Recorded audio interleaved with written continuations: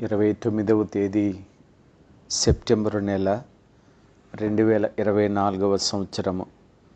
ఈ ఉదయకాల ధ్యానము కొరకై పరిశుద్ధ గ్రంథములో నుండి ద్వితీయోపదేశకాండము 13వ అధ్యాయము 4వ వచనాన్ని చదువుకుందాము.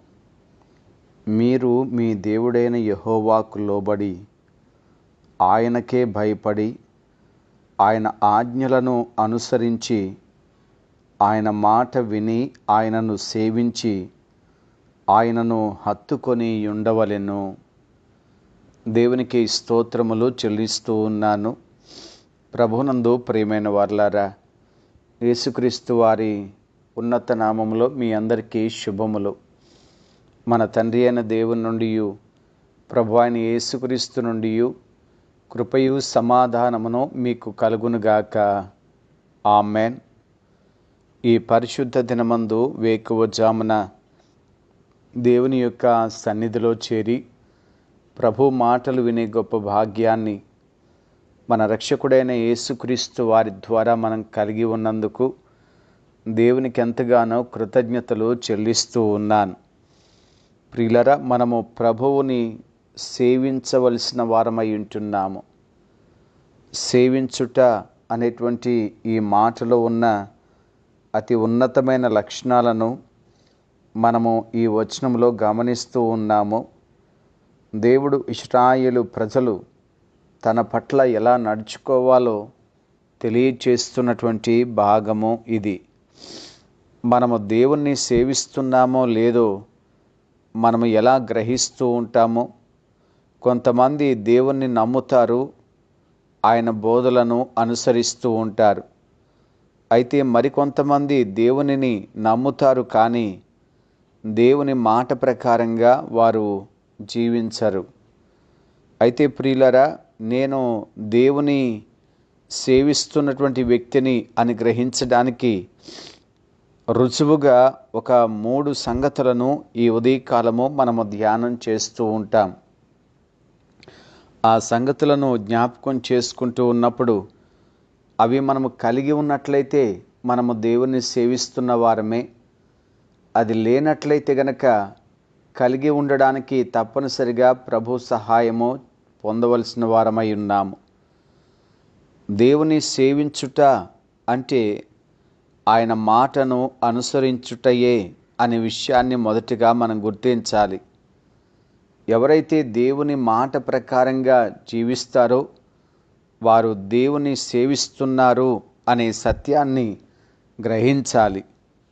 సమూయేలు మొదటి గ్రంథము 7వ అధ్యాయము 3వ వచనం ప్రకారంగా సమూయేలు ఇశ్రాయేలీయులందరితో ఇట్లనెను, మీ పూర్ణ హృదయముతో యెహోవా యొద్దకు మీరు మళ్ళుకొనిన యెడల అన్యదేవతలను అస్తారోతు దేవతలను మీ మధ్య నుండి తీసివేసి పట్టుదల కలిగి యెహోవా తట్టు మీ హృదయములను త్రిప్పి ఆయనను సేవించుడి. అప్పుడు ఆయన ఫిలిష్తీయుల చేతిలో నుండి మిమ్మును విడిపించును. ప్రియులరా, ఈ వాక్య ప్రకారము అన్యదేవతలను తొలగించి హృదయాన్ని పూర్తిగా ప్రభు వైపుకు త్రిప్పినప్పుడు ఆయన వారిని విడిపిస్తారు అని సమూయేలు భక్తుని ద్వారా దేవుడు తెలియచేస్తూ ఉన్నారు. అంటే మనం దేవునిని సేవిస్తున్నామో లేదో తెలుసుకోవాలి అనంటే మనము ఆయన ఎవరో అర్థం చేసుకోవాలి. ఆ దేవుడు మన సృష్టికర్త అని, మన రక్షకుడు అని, మన ప్రభువు అని గ్రహించి మన జీవితాన్ని సంపూర్ణంగా అప్పగించుకొనవలసిన వారమై ఉంటున్నాం. కనుక స్నేహితులారా, మన హృదయపూర్వకంగా దేవుని వైపు తిరిగి దేవునికి మనము అప్పగించుకొనుట ద్వారా మాత్రమే దేవుణ్ణి మనం సేవిస్తున్నాము అనే సంగతిని గ్రహించగలుగుతూ ఉంటాము. అలాగే సేవించుటలో ఉన్నటువంటి మరొక శ్రేష్టత ఏమిటనగా మన సమర్పణయే దాన్ని తెలియచేస్తుంది లేక రుజువు పరుస్తుంది అని గ్రహించాలి. దేవుని వాక్యంలో మనం చూస్తే ఆదికాండము 4వ అధ్యాయపు ప్రారంభపు వచనాల్లో కయీను మరియు హేబేలు యొక్క జీవితాన్ని చూస్తాము. హేబేలు దేవునికి సమర్పణ చేసినప్పుడు అది కేవలం వస్తువును మాత్రమే సూచించడం లేదు, కానీ దాని వెనక ఉన్న అతని హృదయాన్ని కూడా సూచిస్తూ ఉంది. కనుక హేబేలు దేవుని పట్ల ఎలాంటి హృదయాన్ని కలిగి ఉన్నాడో మనము తెలుసుకోవడానికి ఆ భాగం సహాయం చేస్తూ ఉంటుంది. హెబ్రీ పత్రిక 11వ అధ్యాయం 4వ వచనం ప్రకారంగా విశ్వాసమును బట్టి శ్రేష్టమైన బలి హేబేలు దేవునికి అర్పించాడు అని, విశ్వాసమును బట్టి నీతిమంతుడు అని సాక్ష్యం పొందాడు అని వాక్యం మనకు జ్ఞాపకం చేస్తూ ఉంది. అంటే హేబేలు చేసిన అర్పణ శ్రేష్టమైనది, అది కూడా అతను నీతిమంతుడు అని సాక్ష్యం పొందేటట్లుగా చేసింది. ఏది నిజంగా శ్రేష్టమైనది అనంటే కొరింథీయులకు రాసినటువంటి 2వ పత్రిక 9వ అధ్యాయము 7వ వచనం ప్రకారంగా హృదయపూర్వకంగా నిశ్చయించుకొనిన ప్రకారము ఇచ్చినది శ్రేష్టమైనదే.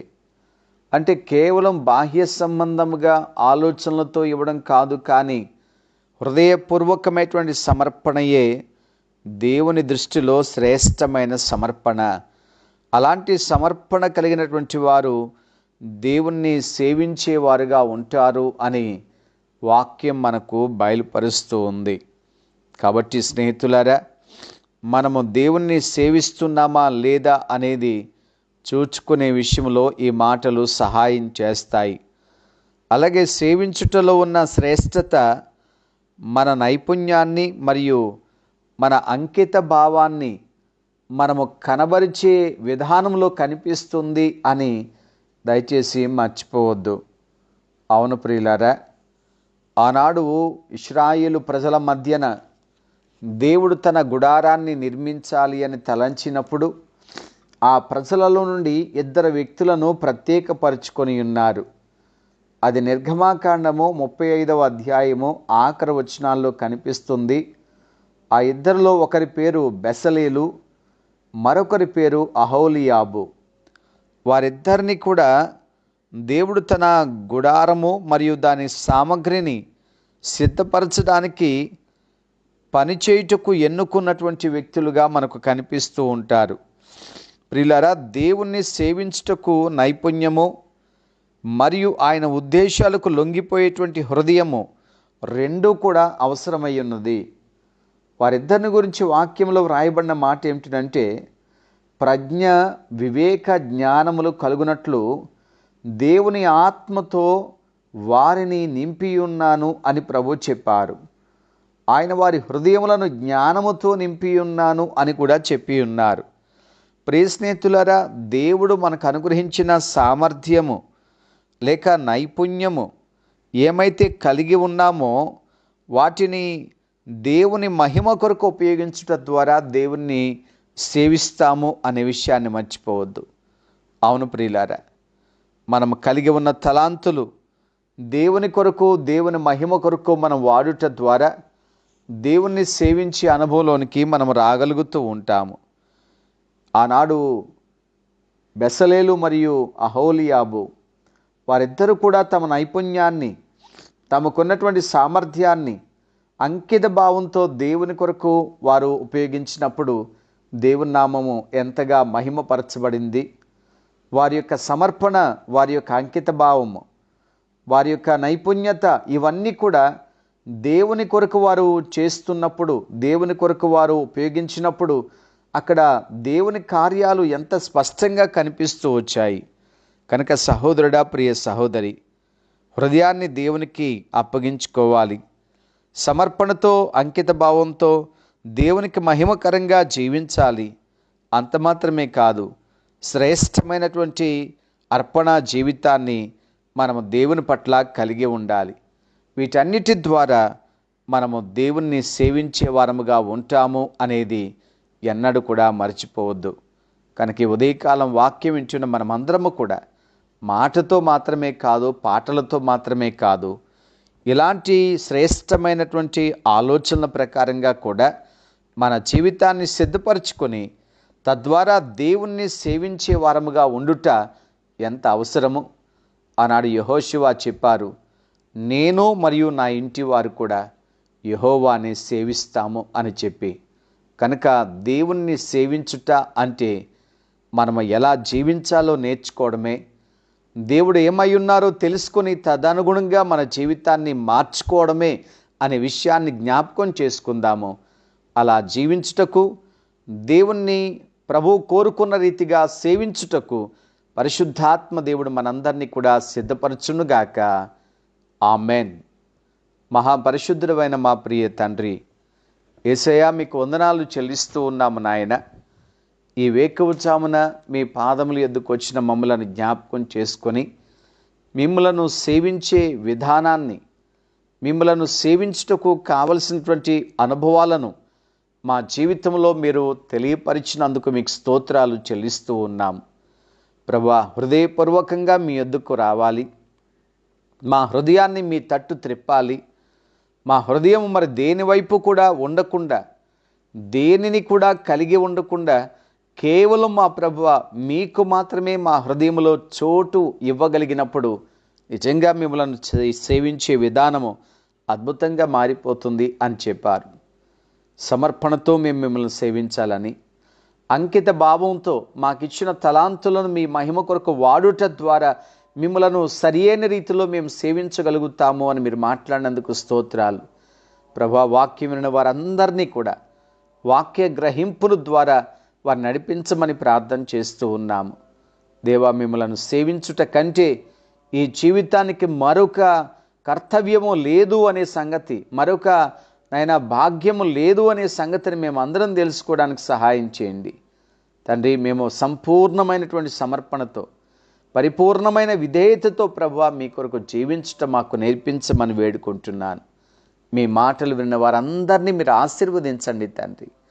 వారికి, వారి కుటుంబాలకు క్షేమము దయచేయండి నాయన.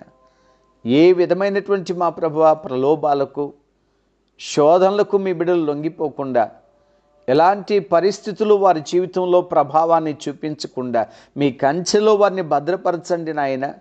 మీ ఆత్మచేత వారిని నడిపించమని వేడుకుంటూ ఉన్నాను. ఆపదలో ఉన్న వారందరినీ కూడా ఆదుకొనండి తండ్రి. తీవ్రమైన అనారోగ్యముల చేత బాధపడుతూ హాస్పిటల్స్లో మా ప్రభువ స్వస్థత కొరకై, మీ గొప్ప ఆరోగ్యము కొరకే కనిపెడుతున్నటువంటి బిడ్డలను జ్ఞాపకం చేసుకొని వారికి మేలు చేయమని వేడుకుంటూ ఉన్నాను తండ్రి. మీ సేవ చేస్తున్నటువంటి దైవజనుల కొరకు, వారి కుటుంబాల కొరకు మీకు స్తోత్రాలు. జ్ఞాపకం చేసుకోనండి ప్రభువ. వారికి కావలసిన సహాయమును అనుగ్రహించండి. పరిచర్యలో మీ ఆత్మశక్తి ద్వారా వారిని నడిపించండి, వాడుకొని మీరు మహిమ పొందండి. ఈ ప్రార్థన అంగీకరించమని యేసుక్రీస్తు వారి పరిశుద్ధ నామమును వేడుకుంటున్నాము తండ్రి. ఆమెన్. తండ్రి అయిన దేవుని ప్రేమ, ప్రభువైన అయిన యేసుక్రీస్తు వారి కృప, పరిశుద్ధాత్మ దేవుని యొక్క సన్నిధి సదాకాలము అందరికీ తోడై ఉండునుగాక. ఆమెన్.